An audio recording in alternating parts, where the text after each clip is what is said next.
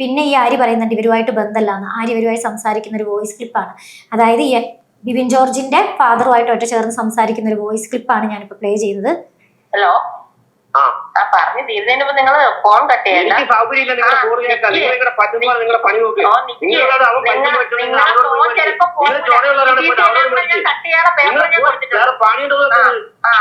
ഇതെല്ലാം കൂടെ കമ്പ്ലീറ്റ് നോക്കിയിട്ടല്ലേ നോക്കിയോ.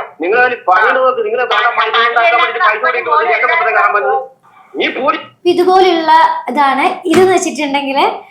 അതെ, അപ്പോ ഇങ്ങനെയൊക്കെ ആയ സമയത്താണ് ഞാൻ കാൻഡിഡേറ്റിനെ വിളിച്ച് എന്ത് ചെയ്യുന്നത്, എന്റെ വയനാട്ടിലേക്ക് വരൂ, എന്റെ വീട്ടിലേക്ക് വരൂ, എന്റെ വീട്ടിൽ നിങ്ങൾക്ക് താമസിക്കാം, എന്നിട്ട് നമുക്ക് എന്ത് ചെയ്യാം, എന്ത് ചെയ്യണം എന്നുള്ളതിനെ പറ്റി ആലോചിക്കാം. ബിബിൻ വയനാട് സ്വദേശിയാണ്, നമുക്ക് അവരുടെ വീട്ടിൽ പോയി സംസാരിക്കാം, പാരന്റ്സിനോട് സംസാരിക്കാൻ പറഞ്ഞു.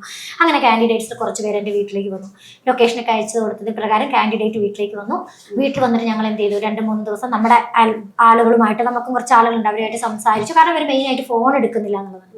അങ്ങനെ നമ്മൾ ബിബിൻ ജോർജിന്റെ ആദ്യം ഞങ്ങൾ ഈ അക്കൗണ്ട് ഹോൾഡേഴ്സിനെ വിളിച്ചു. കാരണം ഈ അക്കൗണ്ട് ഹോൾഡേഴ്സ് ഒക്കെ കൽപ്പറ്റ പ്രദേശത്തുള്ളതായതുകൊണ്ട് അതൊരു കൺഫ്യൂഷൻ ഉണ്ടാവും. ഞാനുമായിട്ട് ബന്ധപ്പെട്ട ആളുകളാണോ, ഞാനും വയനാട് സ്വദേശിനിയാണ്. അപ്പൊ അങ്ങനെ ഒരു ഇതുണ്ടായ സമയത്ത് നമ്മൾ എല്ലാ അക്കൗണ്ട് ഹോൾഡേഴ്സിനെയും വിളിച്ച് നമ്മൾ റെക്കോർഡ് ചെയ്ത് വെച്ചു. എന്ത്, ബിബിൻ ജോർജ് ആണ് ഈ പൈസ അവരുടെ അക്കൗണ്ടിലേക്ക് ബിബിൻ ജോർജ് വാങ്ങുന്നു, ബിബിൻ ജോർജ് അവരുടെ അക്കൗണ്ടിൽ നിന്ന് തിരിച്ചു വാങ്ങി പോകുന്നു.